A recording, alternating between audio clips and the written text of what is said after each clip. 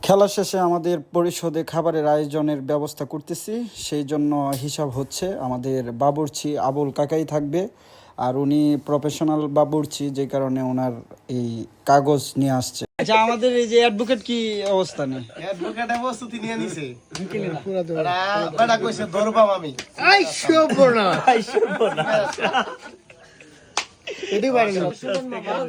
11 তারিখে খেলা জমে যাবে। আচ্ছা, আমাদের সুজন মামা তো দেশের পক্ষে খেলবে। সুজন ভাই দেশের পক্ষে, জসিম ভাই আমার বাপ্পু 3 জনে খেলবো। বাপ্পু 3 জন। হ্যাঁ, দেশের পক্ষে তোমরা কয়জন খেলবা? আমরা আছি বাপ্পু। ঠিক আছে, জসিম ভাই যে দেশি আর হইছে প্রবাসী। তাহলে তো দেশের প্লেয়ার বেশি। আর আমি খেলতাম তো, আমার সমাজে তো চলু নাকি কালো খেলবো একটা পক্ষ নিয়ে খেলা। পকো আমার চোখে তো চল পড়ে না। খেলবো না, তোমার বিপক্ষে যে আছে তার সাথে তুমি খেলবা। আমার বিপক্ষে আমার তো সমাজ যে চল নাই গা, এই কারণে আমি খেলবো।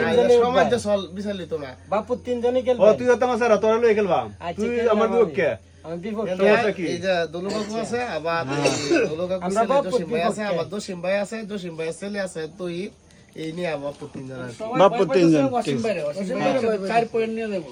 অবশ্যই অবশ্যই, ঠিক আছে, তাহলে এই কথাই রইলো। আমাদের সাথে বাজারের হিসাব কিতাব চলতেছে আমাদের।